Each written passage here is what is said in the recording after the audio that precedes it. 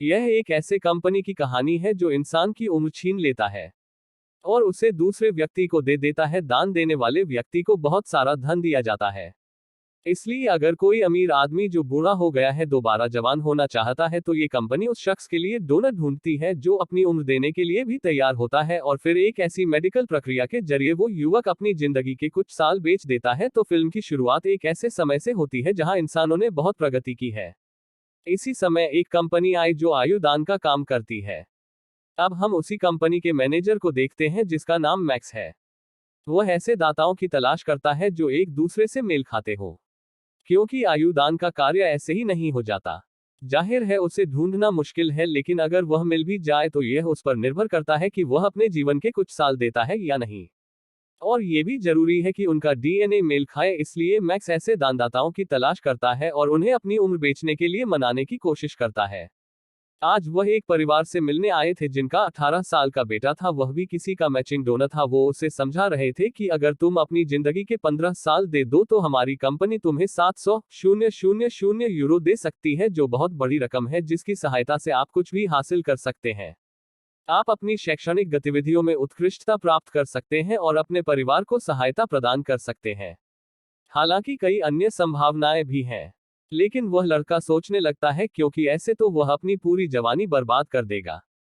लेकिन मैक्स बहुत चतुर था, वह अपने ग्राहकों को समझाते थे। फिर उन्होंने लड़के को मना भी लिया क्योंकि उस लड़के को पता था कि मैं 15 साल में 700,000 यूरो नहीं कमा पाऊंगा। हालांकि लड़के की मां को ऐसा करना बुरा लगा, लेकिन वे गरीब लोग थे, मजबूरी के कारण उन्हें ऐसा करना पड़ता है। अब उनकी डील पक्की हो गई, जिसके बाद मैक्स वापस अपनी कंपनी में आने लगा। यहाँ हमें दुनिया दिखाई गई जहाँ गरीब लोग झोपड़ी बनाकर रहते हैं जबकि अमीर लोग आलीशान घरों में रहते हैं।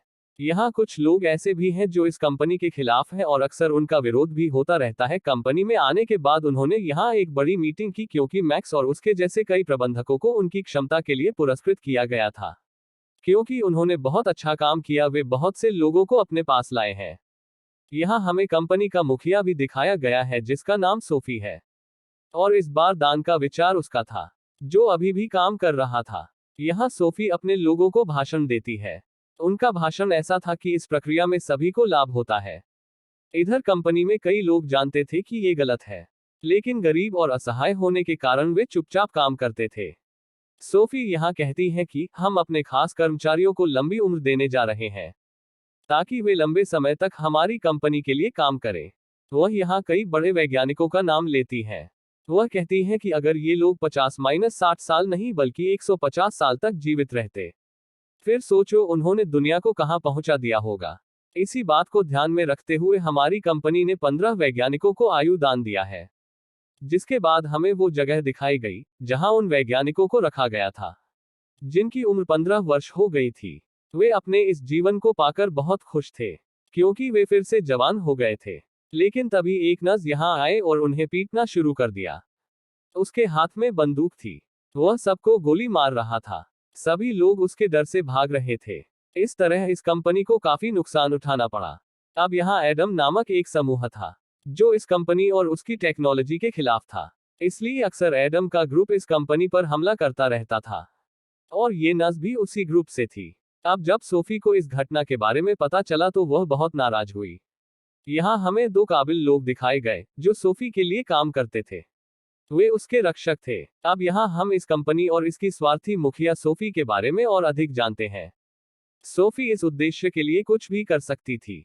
अगर कोई दानदाता अपनी उम्र देने को तैयार नहीं होता था तो ये लोग ऐसी योजनाएं बनाते थे कि उन्हें सहमति देनी पड़ती थी। अगर उन्हें किसी की जान लेनी होती तो वो ले भी लेते थे, और ये लोग एडम ग्रुप को अपना दुश्मन मानते थे। तो अब इस हमले की वजह से ये लोग अपने काम में तेजी ला रहे हैं। अब बात करते हैं मैक्स की। वह अपने जीवन में बहुत खुश था। वह एक सफल व्यक्ति थे और वह अपनी पत्नी के साथ बहुत महंगे घर में रहता था। वे एक दूसरे से बहुत प्यार करते थे। उनकी पत्नी एक हॉस्पिटल में काम करती थी। जब वह घर आती है तो देखती है कि मैक्स उसके लिए खाना बना रहा है, तो वह बहुत खुश हो जाती है। अब वे जिस घर में रह रहे थे वह उन्होंने कर्ज पर लिया था, यानी उन्होंने इसे कर्ज लेकर खरीदा था, लेकिन अभी तक कर्ज का भुगतान नहीं किया गया था। लेकिन यहाँ मैक्स को यकीन था कि मैं कर्ज चुका दूंगा, इसलिए वह निश्चिंत रहते थे। उन्हें बच्चों से बहुत प्यार था और यहाँ दोनों पति पत्नी अच्छा समय बिता रहे थे। अब उसकी पत्नी अपने माता पिता से मिलने के लिए उसके घर आई। इधर मैक्स की पत्नी के पिता भी उस कंपनी के सख्त खिलाफ थे। इसी कारण उनमें इस बात को लेकर विवाद होता था। लेकिन मैक्स अपनी कंपनी को कुछ भी बुरा नहीं कह सकता था। वह चाहते थे कि लोग समझे कि हम कितनी मेहनत करते हैं। खैर, शाम को जब वे घर पहुंचे तो यह देखकर चौंक गए कि हमारी बिल्डिंग में आग लग गई है और पूरे घर में आग लग गई। उसकी पत्नी बहुत सदमे में थी। वह बहुत चिंतित थी। फिर मैक्स ने उसका हौसला बढ़ाना शुरू किया। वह उसे निश्चिंत रहने के लिए कहता है। सिर्फ सामान का नुकसान हुआ है, क्योंकि आग लगने के कारण गृह ऋण का भुगतान बीमा कंपनी द्वारा किया जाएगा। लेकिन उन्हें बड़ा झटका तब लगता है जब बीमा कंपनी ऐसा करने से इनकार कर देती है, क्योंकि उनका कहना था कि आग मोमबत्ती की वजह से लगी थी। यह उनकी लापरवाही है, इसलिए हम किसी भी नुकसान के लिए भुगतान नहीं करेंगे। अब पति पत्नी दोनों चिंतित हो गए, क्योंकि कर्ज बहुत ज्यादा था। भले ही मैक्स ने जीवन भर काम किया, फिर भी वह इस ऋण का भुगतान नहीं कर सका, क्योंकि ये लोन 2.5 मिलियन यूरो का था। अब वे अपने वकील से मिलते हैं। उन्हें कौन बताता है कि अब आपके पास सिर्फ एक ही सिक्योरिटी बची है, जिसके जरिए आप इस लोन का भुगतान कर सकते हैं। वह बताती है कि लोन लेते वक्त मैक्स की पत्नी ने एक सिक्योरिटी पर साइन किए थे कि अगर हमने कर्ज नहीं चुकाया तो मैं अपनी जिंदगी के 40 साल बैंक को दान कर दूंगा। यह जानकर मैक्स बहुत चिंतित हुआ, क्योंकि अब उसे इस बात का पता चल रहा था अब कुछ नहीं किया जा सकता था। ये दोनों फंस गए थे, क्योंकि उन्हें कर्ज चुकाना था या फिर उन्हें अपनी जिंदगी के 40 साल देने होंगे।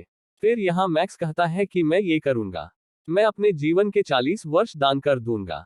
लेकिन उनके जैसा कोई दूसरा व्यक्ति नहीं था, जबकि उनकी पत्नी के पास था। तो इस बात से वो दोनों बहुत परेशान हो गए। अचानक उनकी जिंदगी इतने खतरनाक मोड़ पर आ गई थी। यहाँ मैक्स अब भी अपनी पत्नी को काफी हिम्मत देता है कि आप चिंता न करें, मैं फिर भी कोई न कोई रास्ता ढूंढ ही लूंगा। लेकिन जब भी लोग अपने वकील के दफ्तर से बाहर आते हैं, फिर उसकी पत्नी को गिरफ्तार कर लिया जाता है, क्योंकि वह भाग सकती थी और बैंक के नियम बहुत सख्त हैं। अब जब मैक्स को कोई मदद नहीं मिली, फिर वह अपनी बॉस सोफी के पास जाता है और उससे मदद मांगता है। फिर वह उससे कहती है, ठीक है, मैं आपकी मदद करूंगा। लेकिन 2 हफ्ते बाद भी मैक्स को कोई मदद नहीं मिली। वह बहुत चिंतित था। अब बैंक उनकी पत्नी की जिंदगी के 40 साल छीन लेगा। और फिर आखिरकार वह दिन आ ही गया। मैक्स अपने वकील के साथ बैंक जाता है ताकि वह अपनी पत्नी से आखिरी बार बात कर सके, लेकिन उसे ऐसा करने की इजाजत नहीं है। और फिर मेडिकल प्रक्रिया के जरिए उसकी पत्नी की जिंदगी के 40 साल ले लिए जाते हैं। यह एक बुरे आदमी को दिया जाता है। और आज हाँ, उनका कर्ज खत्म हो गया है। अब मैक्स अपनी पत्नी के साथ घर आता है। वे दोनों बहुत चिंतित थे। उसकी पत्नी बुरी हो रही है।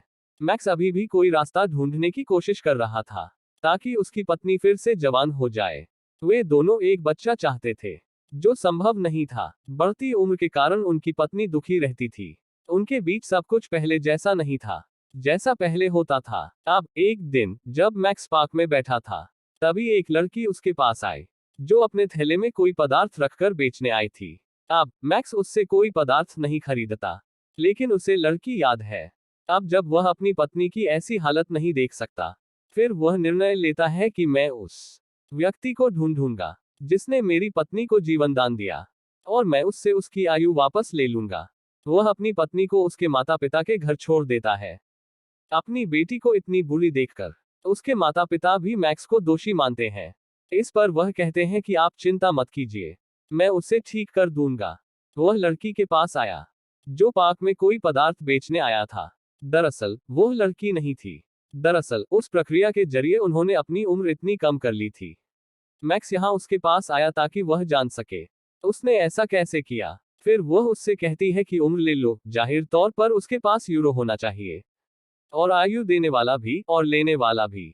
और इस प्रक्रिया के लिए आपको रूस जाना होगा, जिसके लिए मैक्स राजी हो गया।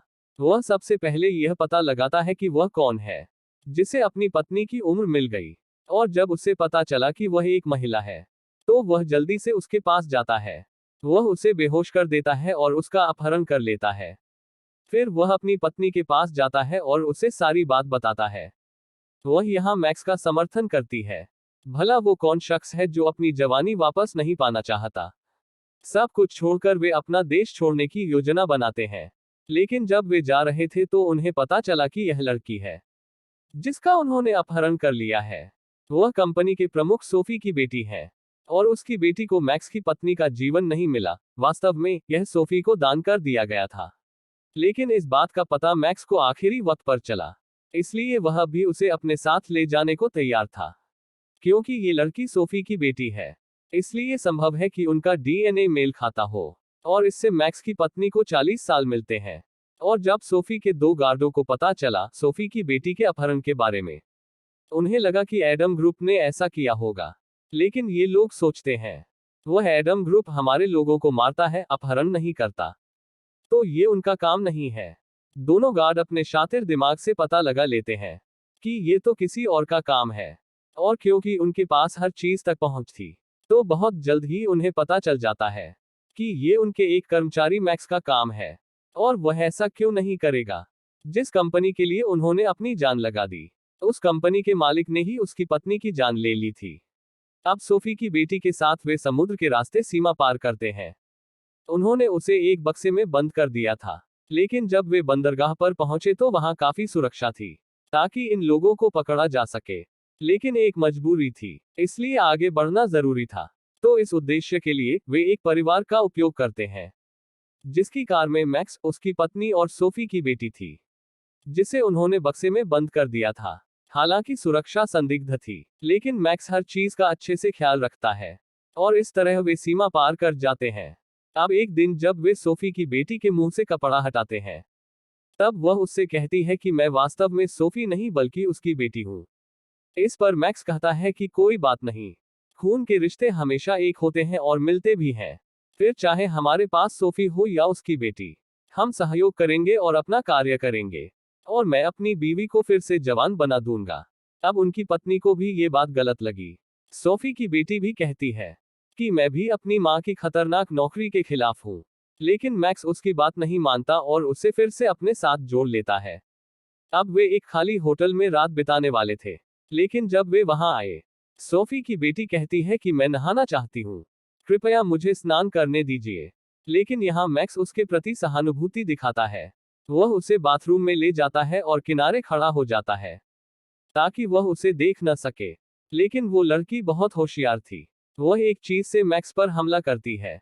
वह उसे एक तरफ फेंक देती है और वहां से भाग जाती है। मैक्स के सिर में चोट लगी थी। वह उसका पीछा करने लगा। लड़की वहां से भाग गई, लेकिन जंगल में जाने के बाद वह ज्यादा दूर नहीं भाग सकती, क्योंकि वहां पानी था। इस लड़की को पानी से डर लगता था, इसलिए वह तैर नहीं पाती और डूबने लगती है। तभी मैक्स की पत्नी आती है और जल्दी से उसे पानी से बाहर निकाल लेती है, और ये दोनों उसे वापस होटल ले आते हैं और उसके हाथ पैर बांध दिए। वहां सोफी को अपनी टीम तैयार करनी थी ताकि वह अपनी बेटी को छुड़वा सके। यहाँ सोफी के दो वफादार गार्ड इस मिशन के मुखिया बन जाते हैं, क्योंकि वे पिछले 30 वर्षों से सोफी के लिए काम कर रहे थे। क्योंकि उनकी उम्र भी बढ़ चुकी थी, यहाँ इन लोगों को मैक्स की लोकेशन पता थी। वे कहाँ हैं? वे सोफी को ले जाते हैं और उन पर हमला करने जाते हैं। अगली सुबह होटल के कमरे में एडम ग्रुप और उनके लीडर आए थे, क्योंकि उन्हें भी मैक्स के बारे में जानकारी मिल चुकी थी। वे दरअसल इसी मौके की तलाश में थे कि उन्हें कुछ मिल गया है जिससे वे सोफी और उसकी कंपनी को नुकसान पहुंचा सकते हैं। और अब उनके पास बहुत अच्छा मौका था, क्योंकि सोफी की बेटी उनके कब्जे में थी। उसे बचाने के लिए सोफी कुछ भी करेगी। अब एडम समूह और उनके नेता को इन तीनों को पकड़ना था। फिर यहाँ मैक्स अपने नेता को समझाने की कोशिश करता है, देखो, हम अपने साथ कुछ नहीं करते, हम खुद उस कंपनी के खिलाफ हैं। जिस पर नेता कहते हैं, हाँ मुझे पता है, क्योंकि सोफी खुद जवान होना चाहती थी, और इस दुनिया में उसकी दाता, उसकी जोड़ीदार कोई और नहीं बल्कि आपकी पत्नी थी। इसलिए उसने अपने मकसद के लिए तुम दोनों को फंसा लिया और जानबूझकर तुम्हारे घर में आग लगा दी। इन सब के पीछे उनकी पूरी योजना थी, क्योंकि अपने मकसद के लिए वो कंपनी वाले कुछ भी कर सकते हैं। और देखो, उन्होंने तुम्हारी पत्नी को बुरी करके तुम्हारी जिंदगी बर्बाद कर दी। मैक्स इस सब से अनभिज्ञ था, लेकिन आज यह सब जानकर वह दुखी हो गया। वहां सोफी और उसकी पूरी टीम अपनी बेटी को बचाने के लिए उन पर हमला करने आ रही थी, और एडम समूह के नेता यही चाहते थे, क्योंकि वह सोफी को किसी भी कीमत पर चाहती थी, ताकि वह उसे उसके गलत कामों की सजा दे सके और पूरी दुनिया को दिखा सकते हैं अब मैक्स के पास कोई और रास्ता नहीं था, यदि वह अपनी पत्नी को जीवित देखना चाहता है, इसलिए उन्हें नेता की बात माननी पड़ती है। यहाँ पूरा प्लान तैयार किया गया है। मैक्स का काम होगा कि वह उसे अपनी बातों में लाएगा और सोफी को बिल्डिंग में ले आएगा और फिर एडम ग्रुप उसे पकड़ लेगा। अब जब सोफी और उसकी टीम यहाँ से बाहर आती है तो मैक्स बाहर आता है और कहता है कि मैं सिर्फ सोफी से बात करना चाहता हूँ। जब सोफी आगे आती है और उससे कहती है कि वह उसकी बेटी को छोड़ दे, बदले में मैं तुम्हें बहुत सारे पैसे दूंगा, तब मैक्स उससे कहता है ठीक है, चलो अंदर चलते हैं, आइए प्रवेश करें और इस पर आगे चर्चा करें। लेकिन सोफी के गार्ड को शक हुआ। उन्होंने उस पर बंदूक तान दी और कहा कि यह एक जाल है। उसके गार्ड की बंदूक देखकर एडम नेता के सरदार ने भी अपने लोगों को उन पर गोली चलाने का आदेश दिया, जिसके साथ ही दोनों तरफ से गोलीबारी शुरू हो गई। इस बीच फायदा उठाकर मैक्स अपनी पत्नी और सोफी की बेटी के साथ निकल जाता है। अब मैक्स की पत्नी को सोफी की बेटी पर दया आ गई और उसका मन बदलने लगा कि मुझे उसकी जिंदगी बर्बाद नहीं करनी चाहिए, उसकी जवानी बर्बाद ना हो। लेकिन जल्द ही उसे एहसास हुआ कि वह भी अपनी मां सोफी की तरह स्वार्थी है, उसे उस पर दया नहीं आनी चाहिए। इसलिए वह खुद ही उसे डॉक्टर के पास ले जाती है ताकि उसका मेडिकल कराया जा सके, जिसके बाद हमें दिखाया जाता है कि मैक्स की पत्नी फिर से जवान हो गई है, जबकि मैक्स एडम ग्रुप में शामिल हो गया है, क्योंकि वह उस कंपनी को बर्बाद करना चाहता था। सोफी की बेटी अब बूढ़ी होने लगी थी। इस बात से वह बहुत दुखी थी। अगर वह फिर से जवान होना चाहती थी तो उसके पास एक ही डोनर थी, उसकी मां सोफी। लेकिन वह इतनी स्वार्थी थी कि अपनी बेटी को अपनी उम्र भी नहीं दे पाई। वहां मैक्स अपनी टीम यानी एडम ग्रुप के साथ इस कंपनी पर हमला करने जा रहा था, ताकि कंपनी को पूरी तरह से खत्म किया जा सके। ये फिल्म यहीं खत्म होती है।